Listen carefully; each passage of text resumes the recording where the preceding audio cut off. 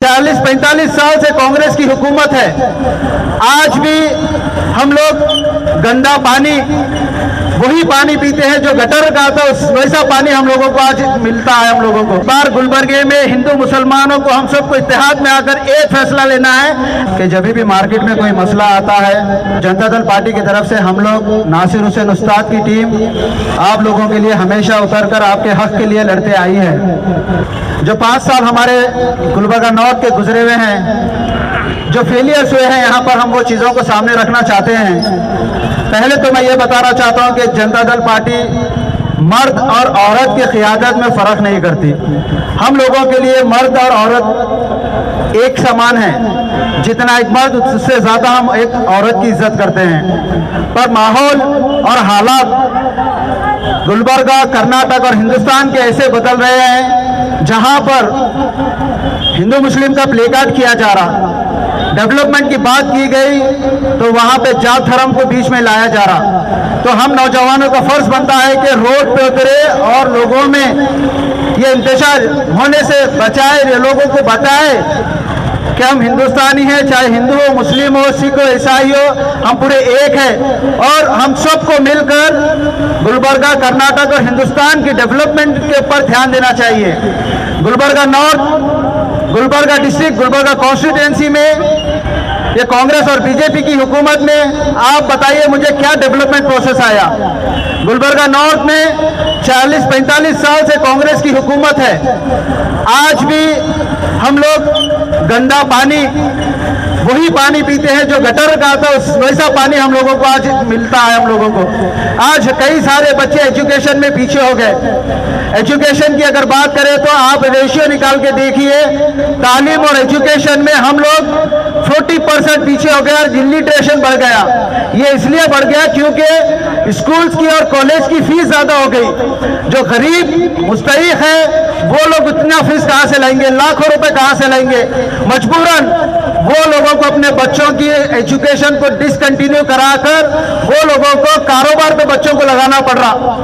याद रखिए, कोई माँ बाप, चाहे वो बंडी लगाने वाला हो, ऑटो चलाने वाला हो, छोटा कारोबार करने वाला हो, छोटी होटल लगाने वाला, वो कभी नहीं चाहता कि उसका बेटा या उसकी बेटी यही कारोबार करे, हमारे बंडी पे आके यही कारोबार बढ़ाए। वो भी चाहते हैं कि उनके बच्चे आगे बढ़े, वो भी चाहते हैं उनके बच्चे एजुकेशन में क्वालिफाइड होकर डॉक्टर बने, IAS ऑफिसर बने, पुलिस डिपार्टमेंट में जाए, वो लोग भी चाहते हैं। मगर ये मौजूदा हुकूमत, ये नाकारा हुकूमत, चाहे वो बीजेपी हो या कांग्रेस, एजुकेशन सेक्टर को कभी इंपॉर्टेंट दिया नहीं गया। अगर आज गवर्नमेंट स्कूल्स, गवर्नमेंट कॉलेजेस अगर अच्छे होते, वहाँ के इंफ्रास्ट्रक्चर, वहाँ की फैसिलिटी अच्छी रहती, तो कोई बच्चे, कोई गरीब अपने बच्चों को डिस्क्वालीफाई नहीं कराता था। इसलिए ये हुकूमत का काम है। हुकूमत का काम ये भी है कि जब कभी किसी के घर में बच्चा पैदा होता तो वो बच्चे का खाना पीना, रहना, उसके एजुकेशन, उसका जॉब, उसकी शादी, अगर कोई लड़की है तो उसकी शादी का, ये यहाँ तक कि उसकी जॉब एम्प्लॉयमेंट का भी हुकूमत की जिम्मेदारी है ये चीज़ें मुकर्रर करना। मगर ये जो फेलियर हुकूमत है बीजेपी और कांग्रेस, ये लोग कभी ये चीज़ों के ऊपर ध्यान नहीं दिए। ये हुकूमत एक 40% और 20% की सरकार है। 40% और 20% में आप बताइए आपके बच्चों के कैरियर और बच्चों के मुस्तकबिल को ये लोग कैसे डेवलप करेंगे। पॉलिटिशियन लीडर का काम है, जिसको हम चुन के लाते हैं वो हम हमारे लिए नहीं, हमारे बच्चों के मुस्तकबिल के लिए चुन के लाते। गवर्नमेंट हॉस्पिटल की हालत देखिए आप गुलबर्गे में जाके, कोई नहीं चाहता कि गवर्नमेंट हॉस्पिटल में किसी का ट्रीटमेंट हो।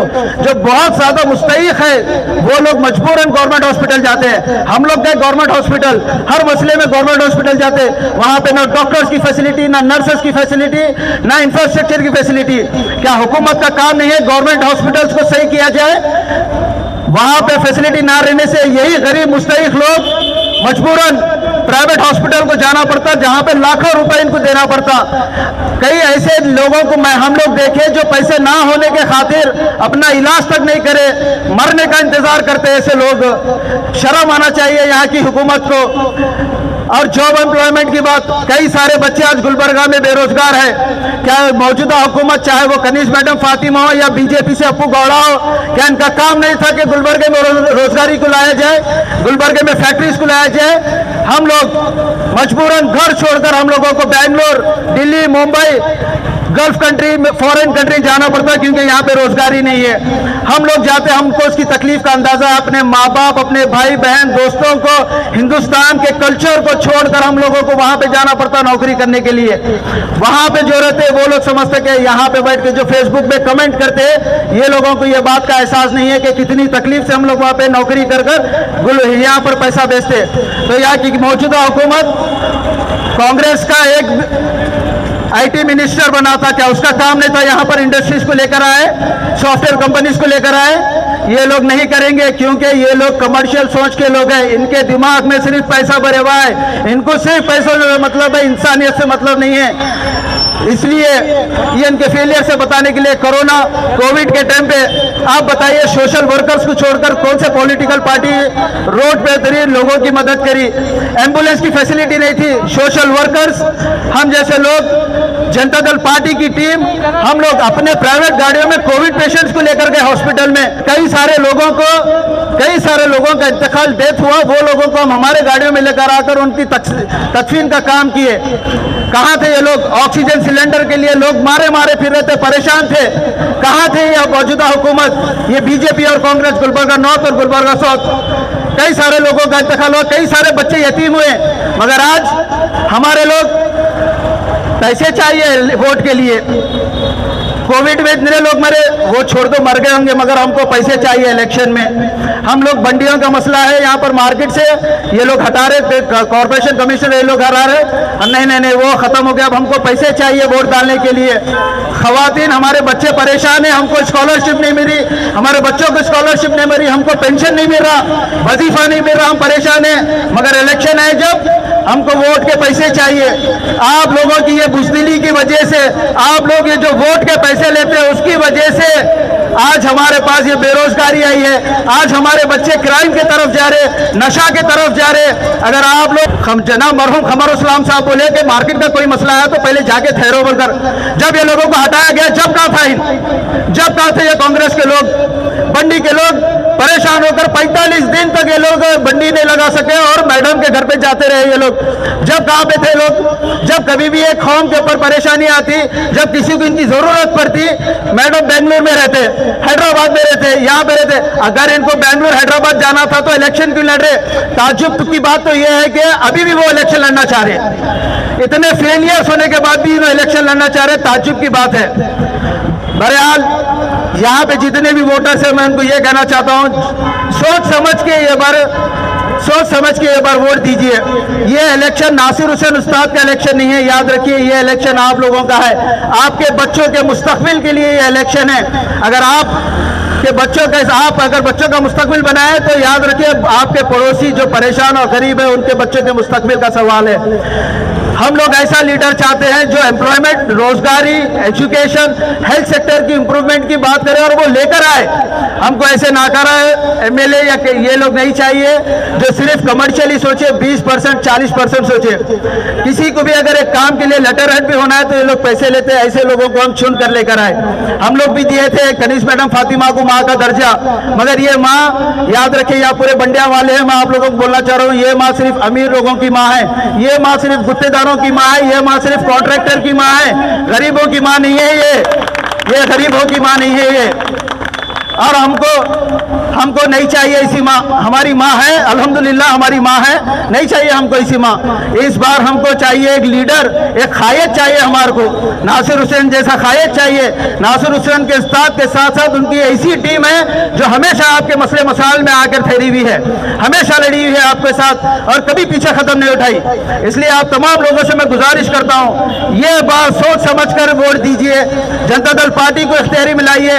याद रखिए, regional party Janata Dal party, it's a कन्नड़ी का पार्टी, ये हमारी जागीर है। कांग्रेस बीजेपी जैसा अंग्रेज आकर हिंदुस्तान को लूट के चले गए, इसी तरह ये लोग आकर कर्नाटक की इकोनॉमी को लूट के चले जा रहे। ये इकोनॉमी क्या इनके बाप की इकोनॉमी है?